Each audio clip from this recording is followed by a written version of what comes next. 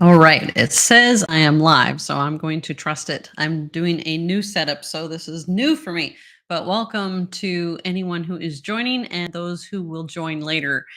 I want to share a word that the Lord gave me. He gave me part of it yesterday while I was in church, and I wasn't sure. I was kind of like, Lord, is this a word that you want me to say in front of my church, or is this something that you're going to finish? And so I felt strongly that he was finishing it. And this morning in my prayer time, he continued, and in other words, finished it. So I want this goes hand in hand with I'm going to say five different words that I have just released over the past, I want to say 6 months, maybe even longer. In fact, I know I can see the pieces all fitting of something he said a while back when he said that we are moving into a David generation, that the Davids were going to come in and remove the Sauls. So there's this shifting and transitioning uh taking place in the church. And when I say the church, I mean the church of God, all Christians, not my church in general. Okay. So there is powerful things taking place, powerful things, guys. Amazing, wonderful, beautiful things that far greater than we can think, ask, or even imagine. This morning on my Facebook, I posted, you know what? I said we live in an amazing time. I think the tendency that we have is to look at all the darkness around us and think, and even I've heard parents say this is a terrible time to be raising kids. But we actually live in a powerful time. We actually live in a beautiful time. We live in a season where we are going to see things that many long to see, that many wish that they could see and experience. And the Lord was showing me, this isn't the word that I have. When I get to the word, I will say specifically, this is what he said. Okay. But this all goes in with it. And he was showing me how, in different parts of the Bible, you see there's long stretches and there's seasons where, yeah, God was moving, but it wasn't this magnificent move.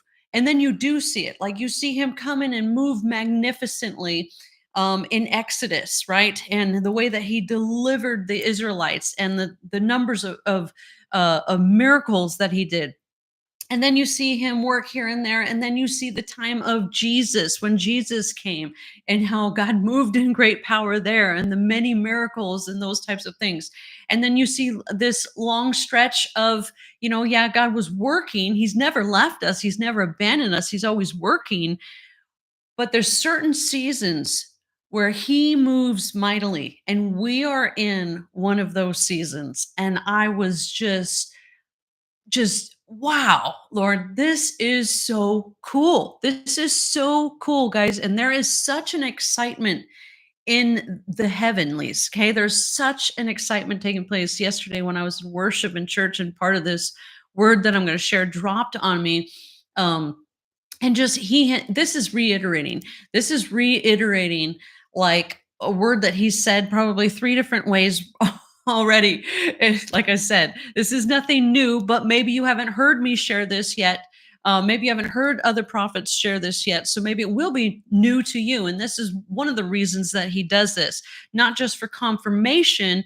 And then also we get more pieces as he, I've referred to prophesying in part and seeing in part as, pretend God's got or imagine he's got a jigsaw puzzle in a box, right? And there's a hole in the box and he just kind of shakes it.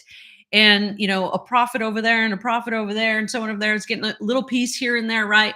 And put together is this magnificent, beautiful picture. Okay. So when the more he shakes it, the more pieces come out.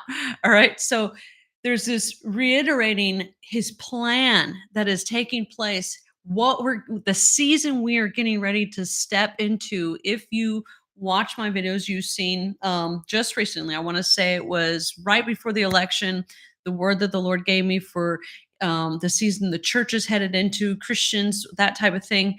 He talked about how right now we are in a season of basically a preparation, a calm before the storm, so to speak. Okay. And so during this season, he was telling us to link arms, that there would be a great catch during the storm, basically there would be some change in circumstances that cause fish, which are people, right? Fishers and men, people to jump into the boat, and the boat meaning salvation, okay? And that he gave me this image of this large net necessary to catch this massive catch of fish. And the way that it was going to be done is through the linking of arms amongst churches and denominations. Well, yesterday in church, our youth pastor taught, spoke, preached, whatever you want to call it. And I don't even know that he grasped the prophetic message that was behind, woven in. And that's how the Holy Spirit does. But he gave a message on the parable. He called it the shrewd investment. And there's a parable in Luke, I want to say 16, and about this guy that he's losing his job. He was managing the funds of his boss incorrectly, right? And so he goes and he cuts all these guys' debts so that when he has nothing, he actually has something, right? Because he's made friends, right? And so God was giving this, or Jesus is giving this teaching on using your resources to make friends, right? Sorry about that. Using your resources to make friends, and how the world is so much better at doing this than the children of the light are, right?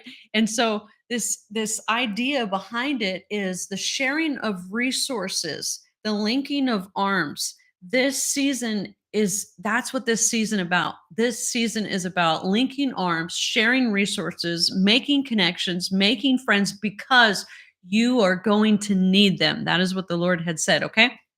So, anyway, so yesterday during service, I am just feeling the excitement, feeling the just the rejoicing of the angels, feeling God's excitement for what he is about to do, guys. It is powerful. It is I just can't even. He's excited about it.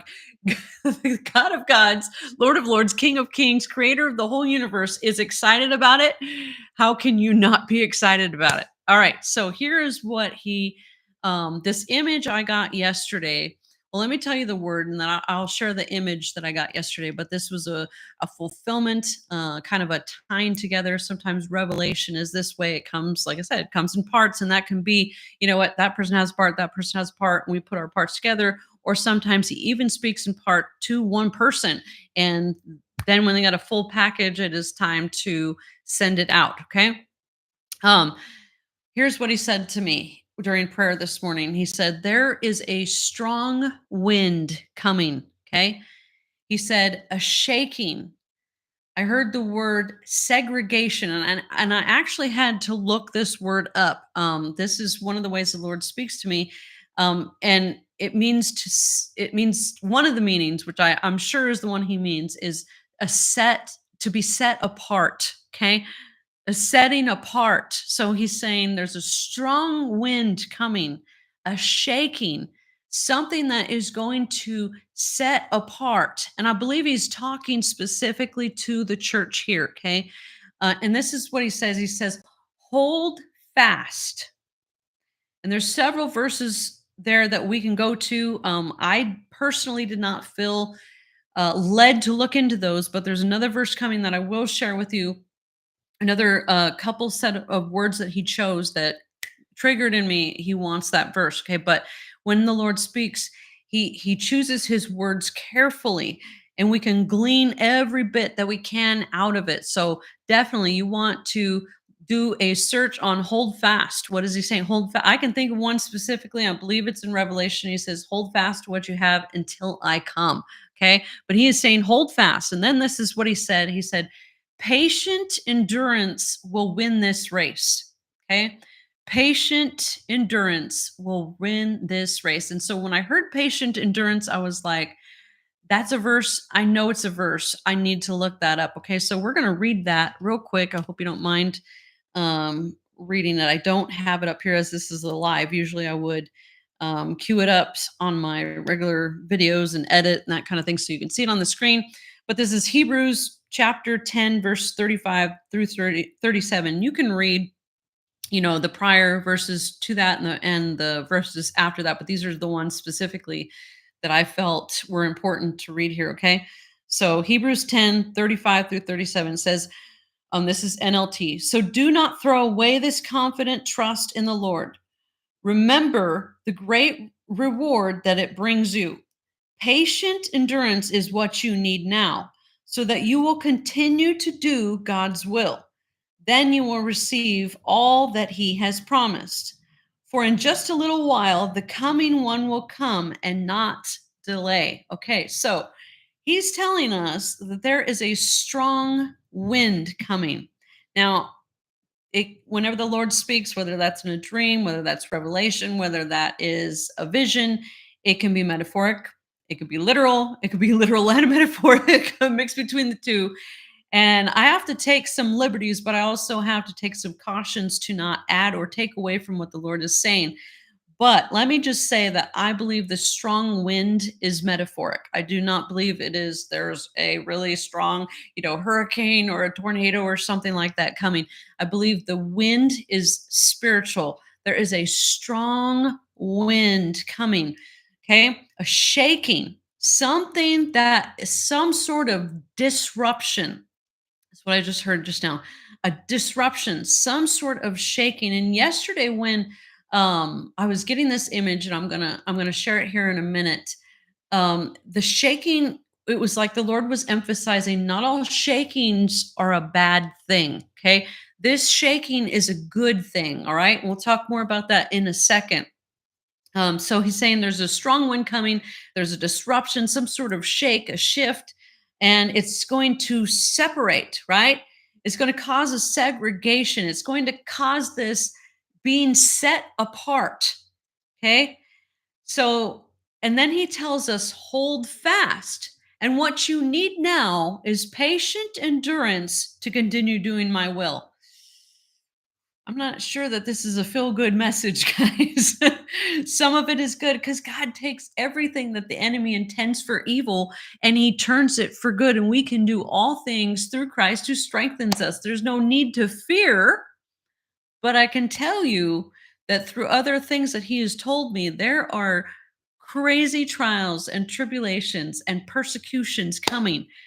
But the reason that those things are coming is because of the glorious season that the church is about to go into. The Bible, well, the Word, the living Word. God has told me, and I have shared this before, that He has said the church is headed into her best season yet. And yes, I've said that many times, and I will continue to say it until He tells me to stop saying it, because this is what's coming. I am here to prophesy what He is saying. Okay, so the reason this persecution is going to come is because of the separation, because of the setting apart, because of the church stepping out of. Okay, the church is going to be stepping out of things that have been woven in. There has been, I had this image this morning, and I wasn't sure if he wanted me to share this at another time. So I'm just going to go with this. And then I'm going to share the image that I saw yesterday in church and what he was saying about that. Okay. But there's a parable in the Bible. Jesus is talking about the wheat and the tares, and we use that a lot in terms of right separating the sheep from the goat and the wheats from the tares, and basically souls, who's going to make it to heaven and who isn't. But God is saying to us a very similar revelation as to what has taken place in His church. Okay, in that parable, it says, while men slept, an enemy came and sowed tares among the wheat. All right. So good seed has been sown, and think of that as the word of God and Christ-like things and righteousness and all those things. Okay. So good seed was sowed, but while men slept, not physically, but spiritually, while we slept spiritually, the enemy came in and sowed tares, sowed some of his seed into the church, into the Christian lifestyle, into Christian beliefs, into Christian culture. Okay. If you saw my last video, there was a very hard message to swallow about Christmas in there. Please go and watch that. In fact, I'll touch on that here in a minute. There's something in my notes about that. Okay, so this is just one of the many things that will begin to be illuminated. And I said in that message, maybe you're saying to yourself, it's been like this for years. Why hasn't anyone said anything if it's wrong? And this is why we are ready for a time of harvest. And in that parable, he says, the angels come and they say, hey, do you want us to uproot the tares? And he says, no, don't do that unless you pull up the wheat at the same time. But at the time of harvest, we'll pull them up. Okay. And so this is the time of harvest that is coming. There's a time of harvest. And so God has allowed our Christian culture, even as much of an abomination as it is to him, even as much of an offense as it is to him, he has said, let the wheat and the tares grow together so that we don't mess up the growth of the wheat of his people. Okay. And so at the time of harvest, I will take care of that. And that is the season we are in. Okay. So you are going to begin to see things, whatever God has not planted is going to be uprooted. Okay. And that is because we have come into a time where we're going to be tried, we're going to be tested. We've reached the age where he's done enough work in us. We know right from wrong. We have things like social media where his word can be broadcasted to so many people. And so he is getting ready for the time of harvest. Okay. So a lot of those things are going to be exposed. What I mentioned in my last video is just one of the things that the church has allowed in, has been cultivated in, has been deceived to allow in because we were sleeping. And now we're going to be awake and walk in light, walk circumspectly, not as fools, but as wise, redeeming the time because the days are evil. I actually don't know where that is. I think it's in Ephesians, but that was, I know scripture, I just don't know always where it is. Okay. All right. Let me share with you the image that I got yesterday when I was in worship that goes hand in hand with the finishing the word that he gave me this morning. Okay.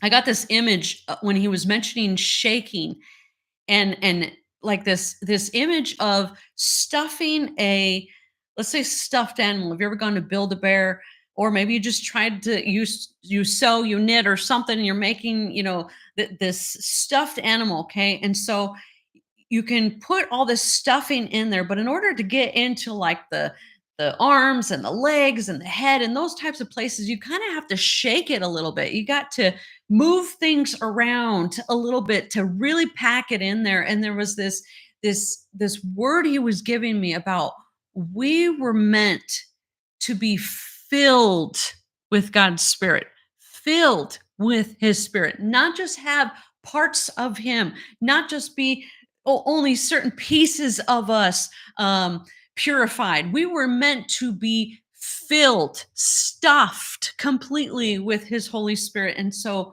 not all shaking is a bad thing. Sometimes God has to shake certain parts up. Sometimes God has to move things around a little bit to get it packed full. Okay. And so there's something coming, guys. There is something coming, some strong wind, like he said, a shaking, and it's for his good. It is for good. It's going to create this I hate the word vicious cycle because it seems negative, but this cyclic thing of the church has decided to separate herself, which causes persecution, and and the persecution is going to cause is going to fall even more into people jumping in the boat because there's such a separation taking place that you're forced to choose a side. You can no longer live in the middle anymore. You will have to choose a side. And this is going to be, this morning I was listening to a worship song, and I just felt like the Lord was saying, imagine how beautiful it will be when the purification of the church has taken place. Imagine how beautiful worship will be. Worship is already beautiful. Sometimes it is like, wow, that was amazing worship. And it is going to be 100, if not 1,000 times more beautiful after the purifying of the bride. Guys, it is going to be some powerful, amazing, beautiful, beautiful worship. Okay. But patient endurance is going to be needed, guys, so that we can continue to do his will. All right. Patient endurance. Who likes those words, right? Don't we all just love the word patient and endurance? Those are our favorite words, and they're together. Patient endurance is required in this season. All right. So, guys, keep me in prayer because I am stepping out to do something that the Lord has assigned me to do. And I don't say that lightly. I get lots of revelation. I have for 9 years. And the majority of the revelation that I receive is for my life, for people around me's lives, for sometimes for the church, sometimes for different people at my church, personal one-on-one things. I've had words obviously a lot more lately that the Lord's had me share on here. I've done teachings, those types of things. But only one other time have I felt that the Lord has given me an assignment like this. Okay. I've done this one other time, but I already have the letter written, but I will be sending out at this point, according to the Lord, hundreds of letters to churches I have never stepped foot in, churches I know nobody in. And the content in this letter is going to be based off the revelation that the Lord gave me that I mentioned in my last video about Santa Claus. Okay. It is a very loving, urging, um, correcting letter. It is not filled with condemnation or anything, but the Lord is sending me to do this. I had a triple confirmation this morning. I should say a third confirmation. I call it a triple confirmation, but literally, I have been asking him, Lord, if this is you, I will do it, but I need to know that this is you. Okay. And today I received my third and what I consider my final confirmation in this. My church will receive one of these. I think there's people who have already seen the video that I posted, but I do not want to assume. Every church that the Lord points to is going to receive one of these letters. And the reason I ask for prayer is this, and the reason I ask for confirmations from the Lord is this. I have done this one other time. I did not send out letters, but I had to confront a church on an issue that the Lord made aware to me, and I could not unsee it. And I had a burden inside of me to speak the truth, and I did so lovingly. And this pastor received what I said, changed some of the things, but didn't feel like all of the things that I said needed changed. And that's, between that person and the Lord. But I received a ton of backlash from that, both in the physical and in the supernatural. Guys, listen, when you are on an assignment from the Lord, you will receive backlash. You will, both in the natural and the supernatural. And I have not mentioned that before on here, but that had a lot to do with the very oppressed 7 years that I walked through. Had a lot to do with a lot of the pursuing and the persecution that I walked through, that kind of thing. So, this when you confront something, you are not just confronting a human being. You are confronting a spirit. You are confronting a principality. That's what the Lord just said, a principality. Okay. And that is basically a regional spirit. And this is something that is bigger than just a city. This is something that is bigger than just one church. This is something that is bigger than a state. This is something that is bigger than a country. Okay. So, as I said, if you are a faithful viewer of mine, please keep me in prayer for that because that is something that I will be doing, sending out hundreds of letters. Um, but it's not something I just wake up and choose to do off the top of my head. Trust me, there's a lot that goes into it, and there is a lot of backlash that can be received. There's a lot of risk. Let's just say that, but um, that's what serving in the kingdom is about, right? Patient endurance.